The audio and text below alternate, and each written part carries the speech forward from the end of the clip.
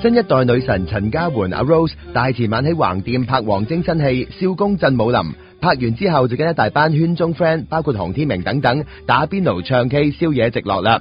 去到串燒店宵夜嗰陣就出事啦。啱啱結咗婚冇耐嘅陳浩民先向 Rose 使出鹹豬手，強吻 Rose 嘅頸同面，繼而抄胸，再摸落下體。Rose 向馬德鐘求救啦，點知結咗婚嘅馬德鐘又加入戰團，由頭錫到 Rose 落腳，仲疑似拉開 Rose 件外套，由胸抄到落大腿啊！陳浩民尋日喺微博嗰度咧就認錯啦，但係只係話自己係太好客，表達方式太誇張，搞到朋友唔開心咁話。而馬德鐘呢就唔認對阿 Rose 做出不禮貌嘅行為。Rose 嘅經理人呢就好嬲啦，今日下晝3點會開記者會交代件事啊，之後仲會報警添，向陳浩民同馬德鐘採取法律行動啊。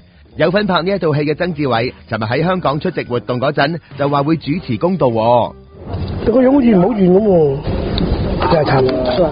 我飲醉咗咯，我諗。飲住咗都唔應該嘛。梗係啦，係咪？我諗係啦，唔係幾好啊。佢話呢個細路女又係，我會想佢鬧嘅，我會想鬧嘅。我會想佢用詠春掌打兩個飛出。